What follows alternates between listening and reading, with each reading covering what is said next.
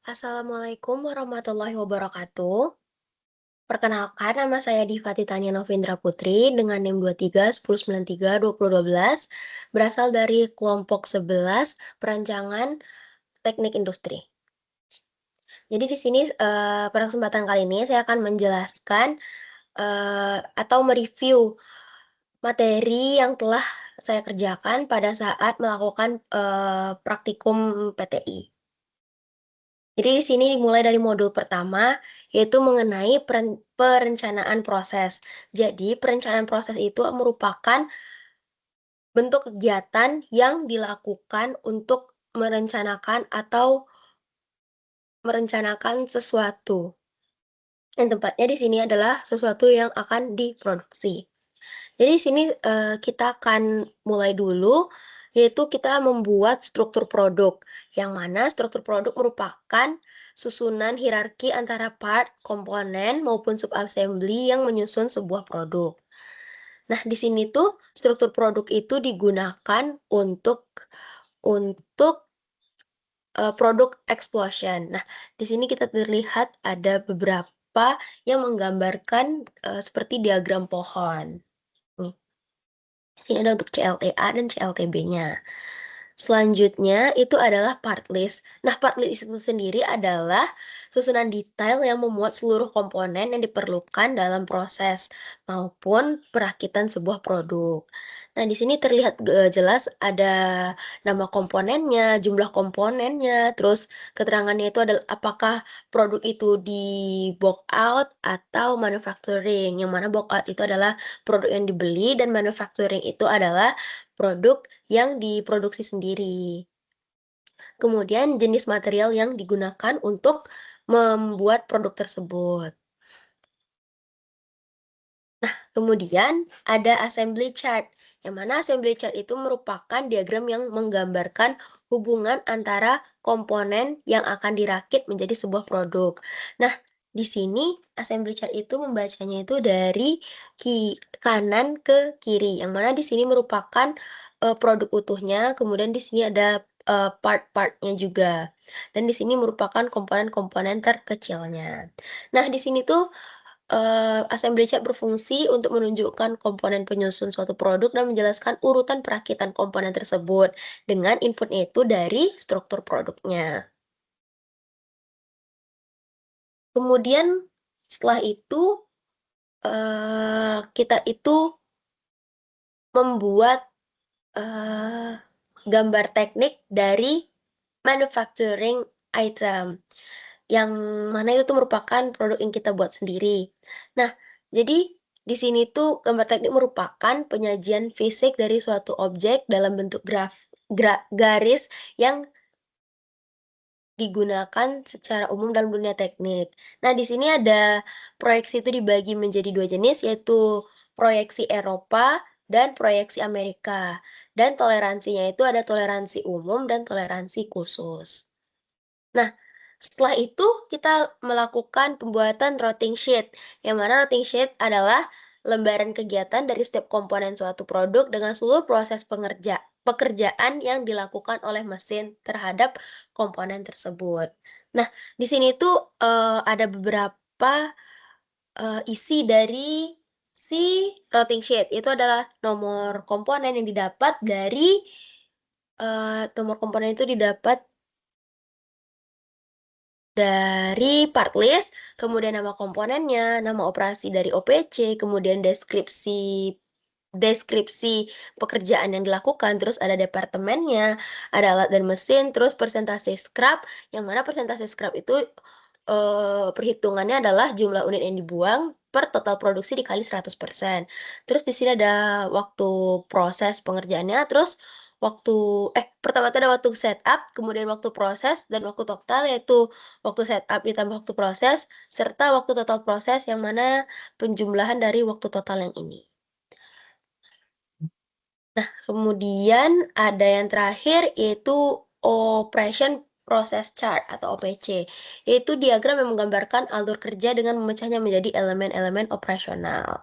Nah, di sini ada beberapa simbol OPC, yaitu ada operasi dilambangkan dengan bulat, inspeksi persegi, transportasi itu ada panah, menunggu itu ada seperti huruf D, kemudian menyimpan itu segitiga terbalik, dan aktivitas ganda yaitu campuran antara lingkaran dan persegi.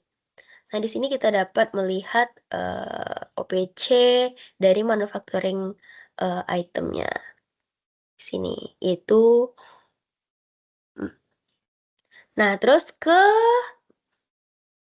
modul selanjutnya, yaitu perancangan stasiun kerja. Di modul 2, stasiun kerja adalah suatu unit kerja di sebuah area produksi di mana operator melakukan aktivitas kerja tertentu, baik itu perakitan, pemrosesan, inspeksi, atau pengemasan. Dia itu terdiri atas mesin, meja, kursi, dan peralatan. Nah, tujuannya itu untuk meningkatkan produktivitas, meminimalkan kelelahan, serta menghilangkan gerakan yang tidak perlu. Nah, di sini kita menggambarkan stasiun kerja perakitan, nih. Selanjutnya ada elemen gerakan terbalik, yaitu, eee, elemen kerja yang mana bagian terkecil dari suatu pekerjaan yang tidak dapat dibagi lagi, yang terdiri dari serangkaian gerakan tangan dan tubuh. Nah, elemen kerja itu biasanya itu menggunakan elemen gerakan terbalik. Nah, di sini ada beberapa contohnya, yaitu ada menjangkau, membawa, memegang, mengarahkan sementara, merakit, serta yang lainnya. Nah, di sini tuh emang ada perbedaannya, itu ada gerakan yang efektifnya dan gerakan tidak efektif. Selanjutnya itu peta tangan kiri dan tangan kanan. Peta tang yaitu peta kerja setempat yang menggambarkan semua gerakan tangan kanan dan kiri secara rinci saat bekerja maupun menganggur.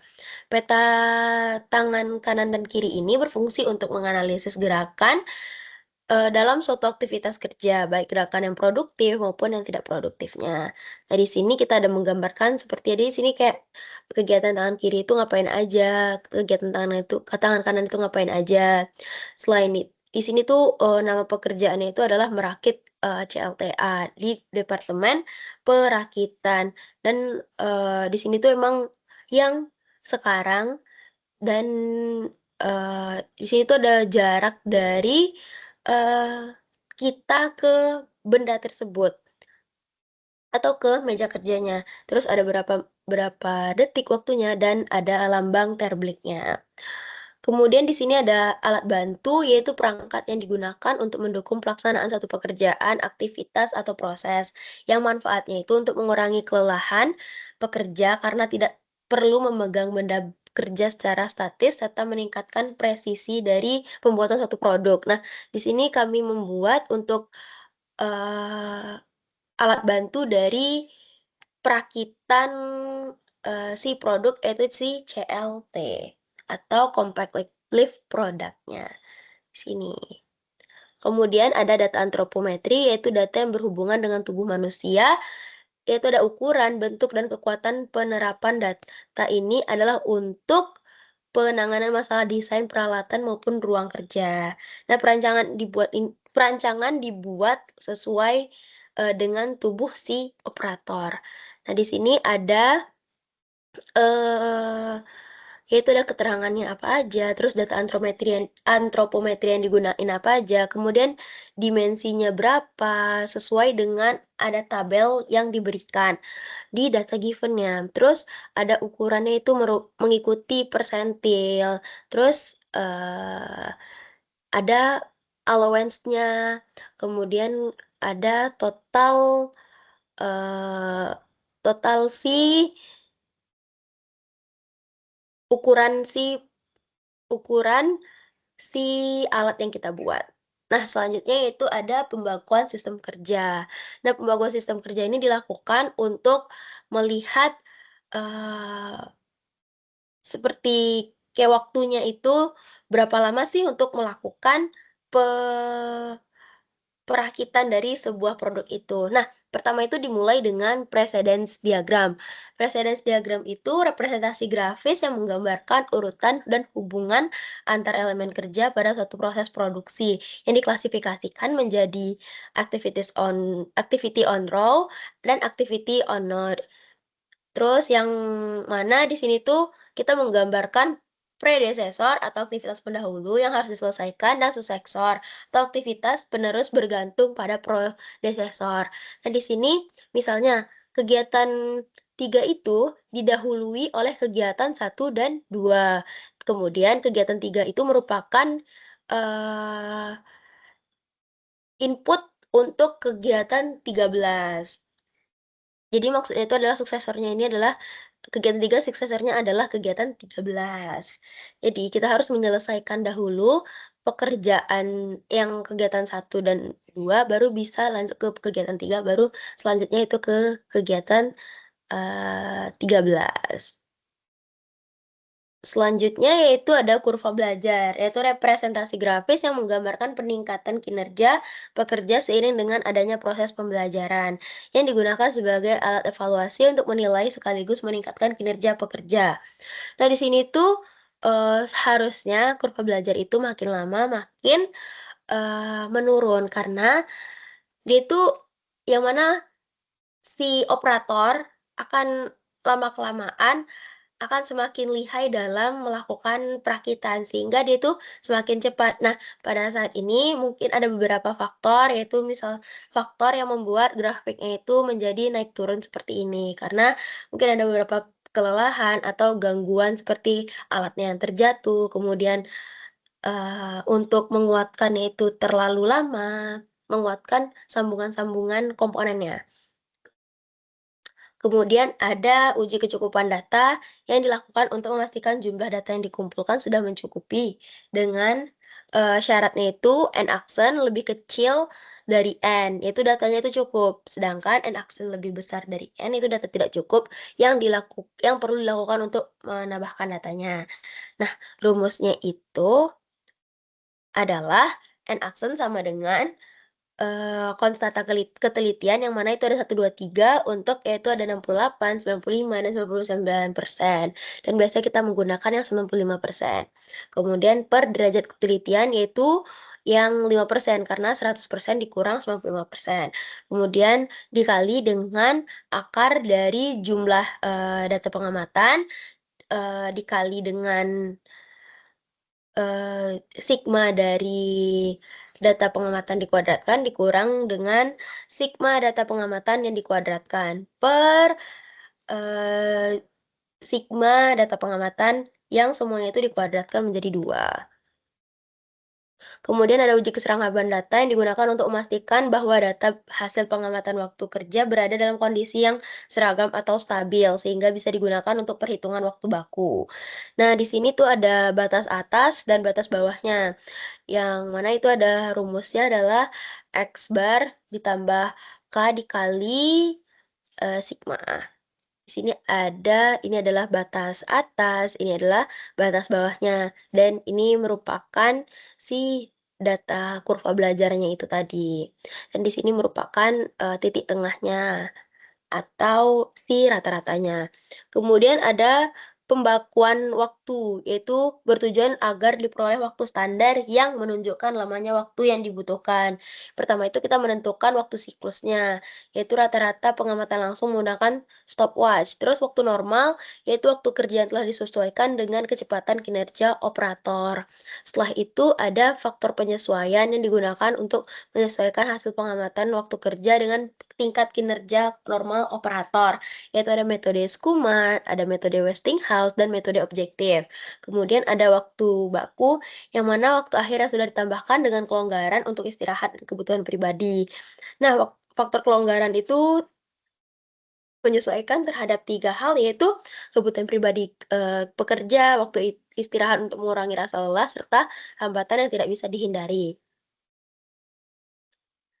Kemudian ada modul 4 yaitu analisis estimasi biaya.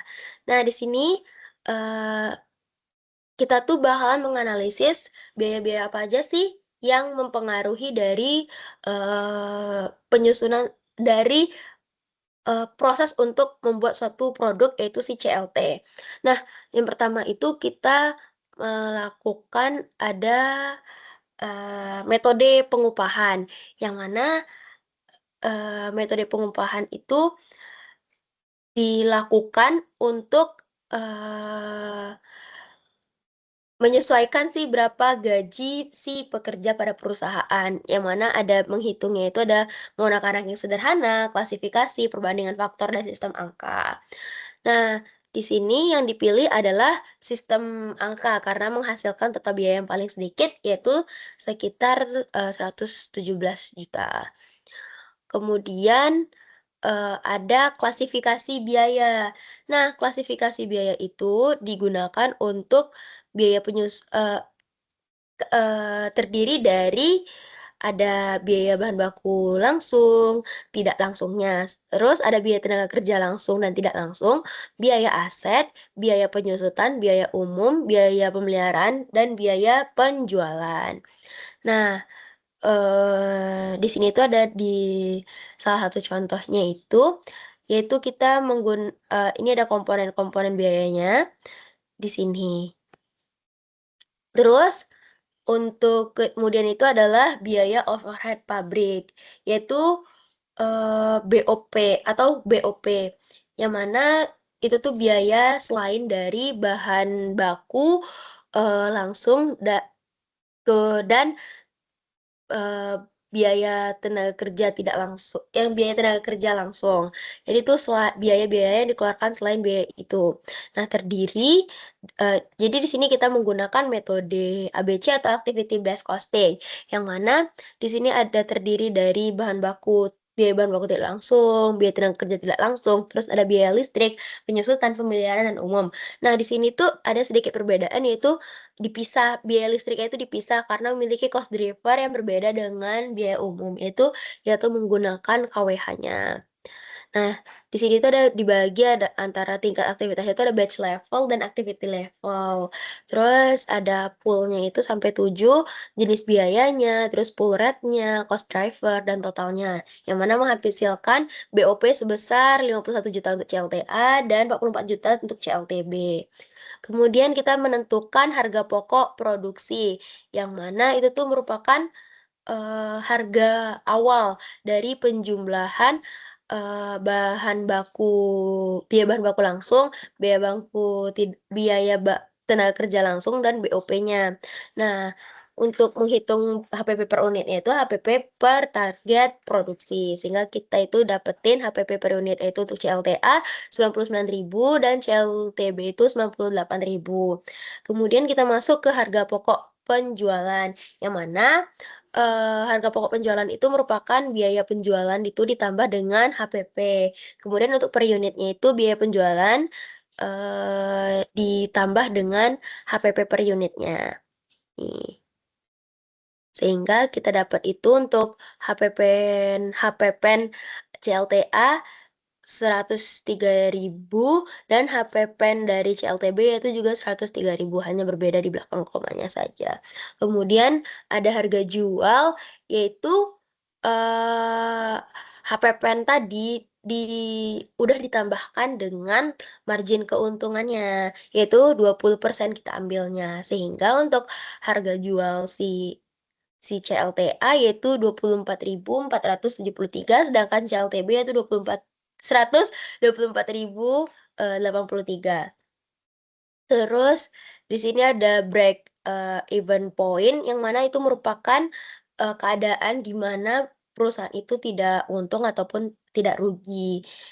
Jadi di sini ada terdiri atas fixed cost dan variable cost-nya.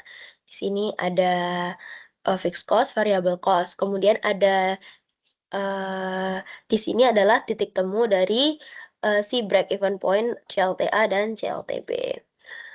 Kemudian, nah kita menghitung laba rugi, yang mana perusahaan ini mendapatkan laba per bulan, yaitu labanya itu, 23 juta untuk CLTA dan CLTB itu 20 juta. Jadi perusahaan ini untung. Nah, selanjutnya yaitu ada peramalan produksi.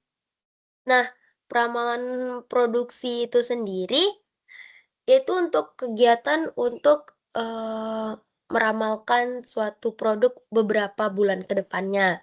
Nah, di sini pertama itu kita melakukan agregasi dan melihat pola permintaannya. Jadi agregasi itu diperoleh dari, eee, perhitungan itu ada demand profit-nya, kemudian kita melakukan agregasi, yaitu ada, agregasi itu biar datanya itu menjadi satu dan sederhana dan bisa diolah gitu. Nah, di sini kita udah melihat di sini proses agregasinya, kemudian kita lihat pola trennya, yaitu pola trennya itu adalah tren siklus. Nah, seperti ini untuk, beberapa bulan ke depan, yaitu 36 bulan ke depan, yang karena dia itu peningkatannya itu secara konstan serta fluktuasinya itu yang memiliki periode. Jadi di sini ada periode satunya, ada S2, 3 gitu dan seterusnya. Nah, untuk menentukan itu kita tuh perlu beberapa metode. Yang pertama itu adalah metode peramaran regresi linear. Nah, regresi linear itu adalah berkaitan dengan variabel X dan variabel Y, yang mana variabel X itu akan mempengaruhi variabel Y. Nah, ini adalah rumusnya, kemudian ini merupakan, bentuk dari, grafik peramalannya itu garis lurus. Nah, kemudian ada peramalan tren siklis, yang mana tren siklis ini dia itu berbentuk seperti emang siklus, seperti, gimana sih cara menjelasinnya itu? Kayak, ya seperti ini kita dapatin, yaitu meliuk-liuk itu, seperti ini, seperti siklis, ada kayak setengah lingkarannya. Nah, ini merupakan, hasil peramalannya. Terus ada, metode peramalan tren eksponensial. Nah, eksponensial itu ini, kita dapetin hasilnya itu seperti ini, lurus juga. Terus yang kuadratis, yaitu dia tuh bakalan berbentuk seperti, parabola, seperti ini terus naik naik naik naik terus. Kemudian kita melakukan perhitungan, error-nya, yaitu ada MFE, MSE, SSE, MAPE, dan MAD. Nah, diperoleh yaitu, metode kuadratis yang menghasilkan nilai error paling kecil. Nah, ini dibuktikan dengan ini. Kemudian, ada validasi metode peramalan, yang mana di sini tuh validasinya itu untuk, menentukan apakah data tersebut memiliki data outlier atau enggak. Dan kita itu membersihkan data-data tersebut sehingga sudah, data itu sudah dalam batas kontrolnya. Kemudian ada di sini sudah kita ramalkan semuanya. Nah, di sini ada, ramalan untuk 12 periode ke depan. Nah, metode peramalan dipilih kan metode kuadratis. Nah, kita masukkan rumus-rumusnya di sini, kemudian kita lakukan juga, disagregasi, yang mana kita menghasilkan ada unit CLTA dan unit CLTB dan beginilah bentuk grafiknya. Selanjutnya yaitu modul 6 perencanaan produksi. Perencanaan produksi itu adalah proses menentukan jenis, jumlah, dan waktu produksi agar kebutuhan pasar terpenuhi secara efisien dengan sumber daya yang tersedia. Nah, yang pertama itu kita bakalan menentukan perencanaan agregat, yaitu proses untuk menentukan jumlah produksi tiap periode agar permintaan terpenuhi dengan biaya itu serendah mungkin. Nah, di sini tuh ada beberapa metode strategi, yaitu ada level strategi, chess strategi, dan mix strategi untuk menentukannya. Nah, itu ada beberapa perbedaannya yang terlihat pada gambar. Nah, kemudian kita dapat melihat perbandingan biayanya yang mana mix strategi itu menghasilkan biaya paling rendah. Terus ada MPS atau Master Production Schedule, yaitu rencana yang, menetapkan jumlah produk yang akan diproduksi pada setiap periode. Nah, kita lihat di sini adalah, jumlahnya, produksi CLTA dan CLTB dalam 12 bulan, yaitu dari Januari sampai Desember.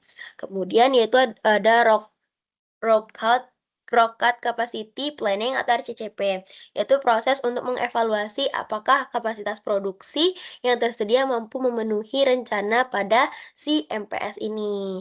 Nah, di sini ada 2 jenis, yaitu ada CPOF, yaitu memberikan estimasi awal kebutuhan kapasitas dengan memanfaatkan data MPS, waktu baku per produk, dan proporsi historis beban kerja antar stasiun. Nah, di sini tuh kita lihat bahwa, eee, ada kapasitas yang dibutuhkan itu melebihi dari kapasitas yang tersedia, sehingga kita memerlukan, overtime. Kemudian di sini juga ada, bola, jenisnya yaitu metode dalam yang berisi daftar jumlah tenaga kerja yang dibutuhkan untuk memproduksi setiap item produk yang menggunakan waktu baku setiap produk pada sumber daya utama seperti, para pekerjanya. Nah, di sini juga membutuhkan, overtime-nya. Selanjutnya itu kita menentukan MRP atau Material Requirement Planning, yaitu, suatu teknik untuk sistematis yang digunakan untuk menentukan jumlah serta waktu yang kebutuhan bahan secara tepat, yaitu khususnya untuk mengendalikan permintaan komponen yang saling bergantung dalam proses produksi. Nah, langkah pertama untuk MRP itu adalah netting, yaitu untuk menghitung kebutuhan aktual komponen tiap periode dengan mengurangkan kebutuhan kotor terhadap persediaan tersedia dan penerimaan pesanan terjadwal. Kemudian kita melakukan loading, yaitu untuk menetapkan jumlah pemesanan yang paling optimal bagi suatu item, berdasarkan kebutuhan bersih yang telah dihitung. Nah, di sini tuh ada beberapa metode, yaitu ada EOQ, POQ, FOQ, FPR, AWW, LUC, LTC, EPP, PPB, dan Silver Mill. Nah, di sini adalah total perbandingan biayanya yang mana kita memilih yaitu metode AWW, yaitu metode optimasi matematis untuk mencari total biaya terendah. Nah, di sini adalah si AWW. Kemudian kita menentukan kemudian setelah itu kita ada offsetting, yaitu proses MRP yang menentukan waktu pelepasan pesanan dengan mempertimbangkan lead time, agar material tiba itu sesuai dengan jadwal produksi. Yang terakhir yaitu adalah exploding, yaitu proses penjabaran produk, kebutuhan material dari produk akhir ke komponennya berdasarkan bill of material. Selanjutnya itu adalah, CRP atau Capacity Requirement Planning, yaitu untuk menghitung dan memastikan kecukupan kapasitas tenaga kerja serta mesin berdasarkan plan order release dari MRP agar rencana produksi dapat dijalankan sesuai jadwalnya. Nah, di sini kita lihat ada, eee, tabelnya itu dia tuh dibagi berdasarkan SK-nya, yaitu ada 4. Nah, di sini ditampilkan cuman 2. Nah, selanjutnya itu adalah scheduling, yang mana proses untuk mengatur waktu dan alokasi sumber daya produksi agar operasinya itu selesai tepat waktu dengan meminimalkan waiting time, expense, dan waktu menganggur. Nah, di sini schedule, atau, penjadwalan dari proses produksinya. Nah, di sini tuh ada job 2, urutannya itu ada job 2, job 3, dan job 1. Nah, yang terakhir adalah modul 7 mengenai line balancing. Line balancing adalah proses pengaturan dan pembagian beban kerja antar stasiun kerja pada lini produksi agar waktu kerjanya itu seimbang, aliran produksinya lancar, dan waktu menganggur dapat diminimalkan. Nah, di sini tuh adalah ada kriteria, batasan, dan target, line balancing. Yaitu kriteria itu untuk menilai seberapa efektif, lini perakitan yang terdiri dari line efisiensi, balance delay, dan smoothness index. Line efisiensi itu perbandingan waktu produktif terhadap total waktu yang menunjukkan tingkat optimalitas pembagian kerja antar stasiunnya. Kemudian balance delay itu adalah persentase waktu menganggur. Kemudian ada smoothness index yaitu tingkat ketidakseimbangan lintasan, yaitu mendekati nilai nol. Kemudian ada batasan, yaitu ketentuan yang harus dipenuhi agar perancangan lini perakitan itu sesuai dengan kondisi aktual dari sistem produksi. yaitu terdiri atas jumlah minimum stasiun kerja, ada aturan precedence, diagramnya, terus ada batas waktu sesuai dengan cycle time-nya. Terus ada target, yaitu tujuan akhir yang ingin dicapai melalui proses perancangan lini perakitan, yaitu adalah memenuhi target kapasitas produksi, memaksimalkan nilai LE, meminimalkan, balance delay, serta menjaga smoothness index tetap rendah. Selain itu, kita tuh melanjutkan untuk penentuan stasiun kerja. Jadi penentuan stasiun kerja itu proses penataan elemen kerja ke dalam sejumlah stasiun dengan mempertimbangkan batas waktu siklusnya. Nah, di sini ada pertimbangan waktu siklusnya itu, kemudian ada jumlah minimum stasiun kerja yang dapat dibuat. Terus ada penyeimbangan lintasan perakitan.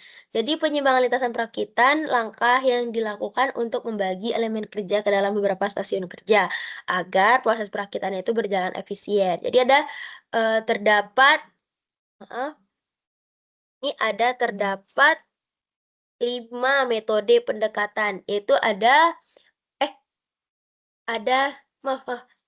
Ada 2 metode pendekatan, yaitu ada optimasi dan heuristik. Itu yang optimasi itu emang, optimasi dan yang heuristik itu ada Kilbride-Webster, LCR, RPW, dan Moodiang.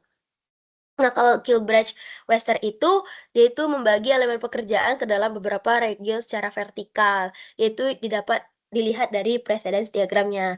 Kemudian ada LCR, yaitu menyusun elemen kerja berdasarkan urutan waktu terbesar dan, terkecil, yang menempatkannya ke dalam stasiun kerja selama masih memenuhi batas, cycle time. Selain itu ada RPW, yaitu jumlah stasiun kerja dan pembagian tugas ditentukan melalui pembobotan setiap tugas, hingga seluruh tugas itu dapat teralokasi. Kemudian yaitu ada Modia yang memprioritaskan elemen kerja berdasarkan nilai goal dari suatu elemen dan cabang dari precedence diagramnya.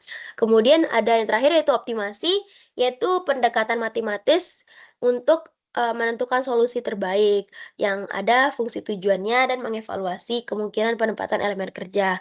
Nah, di sini kita membutuhkan, software Linggo. Nah, di sini kita dapat lihat, perbandingan LE dan BD dari si, CLTA, kemudian ada perbandingan SI-nya, ini ada dari masing-masing metodenya. Nah, di sini dapat terlihat jelas bahwa yang, eee nih, di sini semuanya itu bakalan memilih metode optimasi untuk, eee, untuk menentukan, line balancing-nya. Nah, karena dia itu memiliki nilai sesuai dengan si target ini tadi. Baik, mungkin itu beberapa penjelasan dari, praktikum perancangan teknik industri yang telah saya jalani. Bila ada salah kata, saya mohon maaf. Saya sudahi dengan wassalamualaikum warahmatullahi wabarakatuh.